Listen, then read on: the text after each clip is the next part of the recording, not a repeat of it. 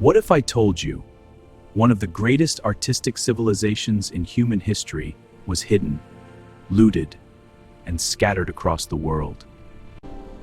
A kingdom so advanced, its art rivaled Europe.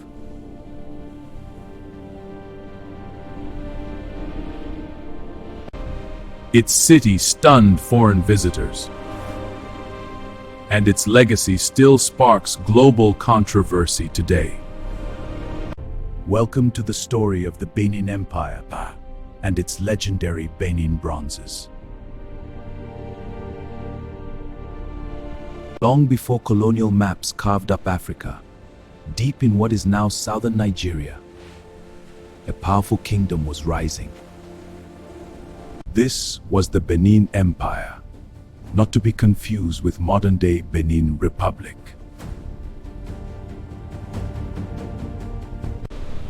Its heart was Benin City, one of the most sophisticated cities in pre-colonial Africa. Founded around the 11th century, Benin grew into a political and cultural powerhouse under the rule of its kings, known as the Oba. One of the most famous rulers was Oba Eware the Great.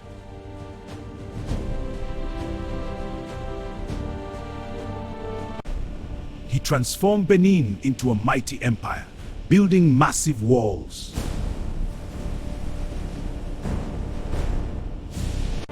organizing government, and expanding its influence across the region. Some historians even say the walls of Benin were among the largest earthworks ever created, stretching for thousands of kilometers. Now here's where things get extraordinary.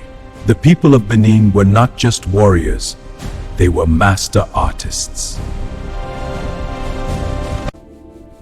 They created intricate sculptures known today as the Benin bronzes. But here's the twist. Most of these bronzes were actually made of brass. Using a highly advanced method called lost wax casting, artisans first size wax model of the desired object. This model is encased in clay and fired, melting the wax away. Benin artists produce stunning works that still amaze experts today.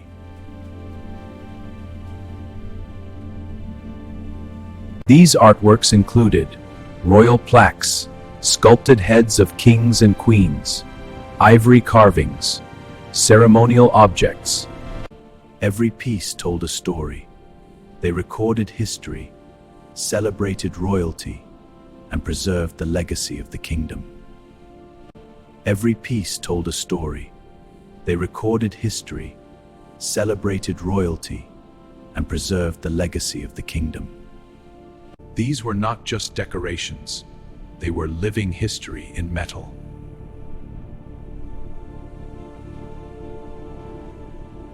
When Europeans first arrived in Benin, they were not expecting what they saw. Portuguese traders in the 15th century described wide, clean streets, organized urban planning, and a powerful royal court. Some even claimed Benin City was more organized than parts of Europe at the time. Let that sink in. At a time when many African civilizations were dismissed, Benin was thriving.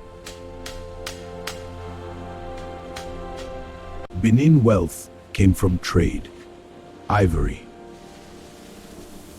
pepper, palm oil. The Oba controlled everything. Nothing happened without royal approval. But then, everything changed.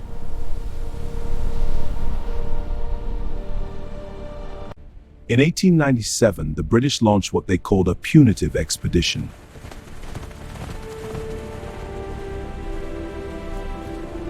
Officially, it was revenge for an attack on a British delegation.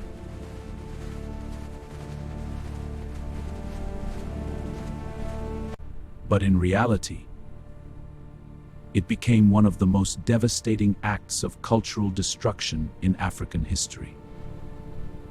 British forces invaded Benin City. They burned it, looted it, destroyed it. And what did they take? Thousands of priceless artworks.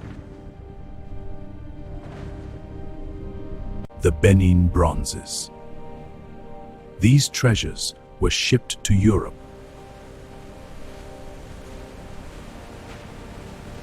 Today, you can find them in the British Museum, museums in Germany, collections across Europe and America.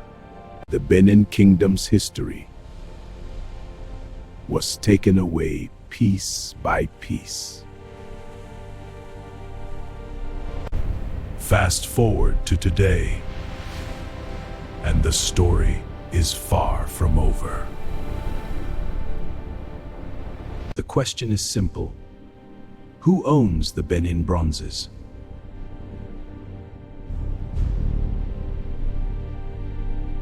Nigeria has demanded their return. And in recent years,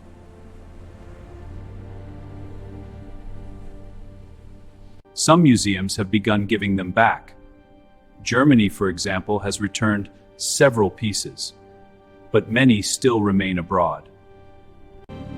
For some, these artifacts are museum objects.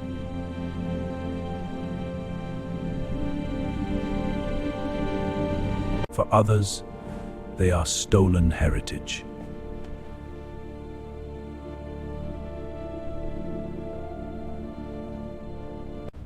Despite everything, the spirit of Benin was never destroyed. The monarchy still exists today. The Oba of Benin remains a respected cultural figure. And the art still inspires the world.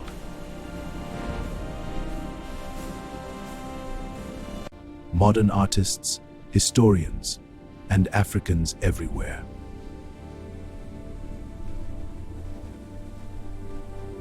We continue to celebrate the brilliance of the Benin Kingdom, whose majestic palace stands as a timeless monument to architectural genius. Its bronzes, forged with unparalleled, capture the essence of a thriving society. Because this is more than history. Its identity, its pride, its truth. Remember, it is not just art.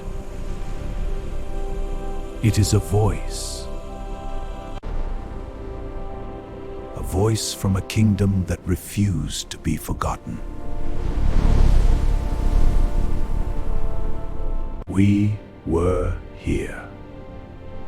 We created. We built greatness. And no matter where those bronzes are today, their story still belongs to Benin. If you enjoyed this story, don't forget to like, subscribe, and share. Because history like this deserves to be told.